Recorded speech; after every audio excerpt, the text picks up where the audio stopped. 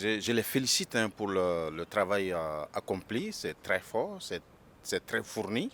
Donc la première impression que j'ai, déjà, ça va couper court à tous les mensonges. Tout ce que nous racontons, en tout cas entre dans la rue, ça va mettre fin à tout cela. Parce que nous avons des informations fiables qui sont dans ce rapport-là. Donc ça va nous permettre aussi d'informer nos citoyens de tout ce qui est fait de ressources, des ressources du sous-sol malien. Parce que chacun raconte de sa part, chacun on raconte des menteries. Donc cela nous permet quand même d'avoir des informations fiables et d'informer aussi nos populations.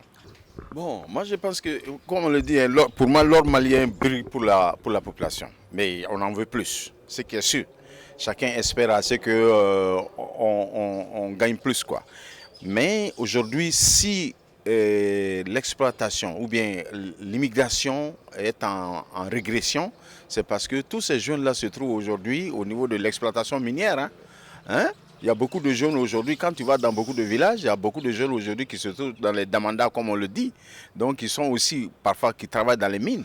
Donc ça réduit vraiment considérablement l'exploitation minière. Donc d'une manière ou d'une autre, nos populations, en tout cas, nous avons l'apport de l'or du Mali. Tu peux dire, ah, je ne l'ai pas de façon directe, mais c'est quelqu'un qui travaille chez toi, qui est salarié. Peut-être que le produit de l'or aussi permet de payer les fonctionnaires. Le produit de l'or permet d'installer les centres de santé, etc., beaucoup de services sociaux.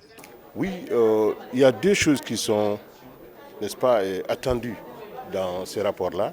C'est la transparence et la redevabilité, comme l'a dit le secrétaire permanent lors de son exposé.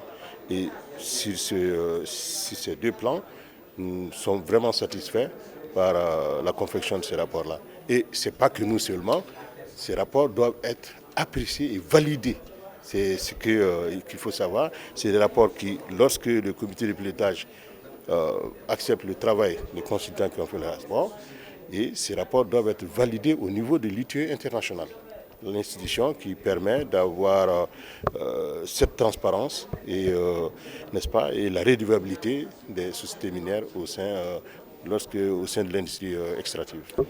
Et je dirais même que oui, c'est un pilier de l'économie malienne.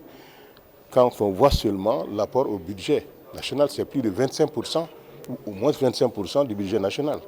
Et ceci étant, chose qui n'est pas négligeable, ça me permet de rebondir tout de suite sur des informations relayées il y a quelques jours par un de nos éminents économistes, qui est M. Modo Makalou, lors d'un plateau que j'ai partagé avec lui. Les derniers rapports de 2023 parlent de 90%, n'est-ce pas, d'exportation qui reviennent au secteur minier. Aujourd'hui, on parle du rapport de 2022, c'était autour de 76%. Ça a grimpé jusqu'à 90%. C'est pour vous dire l'importance du secteur minier dans l'économie malienne. Il n'y a pas que ça. Ce n'est plus 9% du PIB, c'est autour de 10% du PIB. Un autre facteur, et ces 2% viennent d'où? Quand on voit globalement, je parle encore sous le contrôle de cet éminent économiste, de 20% du PIB du Mali, c'est partagé entre trois secteurs: le secteur minier, le secteur de l'agriculture et le bétail. Maintenant, ces 20%, vous voyez, les 50% donc sont garantis par le secteur minier. 10% du PIB sur l'ensemble, n'est-ce pas, du PIB apporté par ces trois secteurs qui tirent l'économie. Mais point de vue exportation, il n'y a que 10% à ces deux secteurs. Les 90% sont assurés par le secteur minier.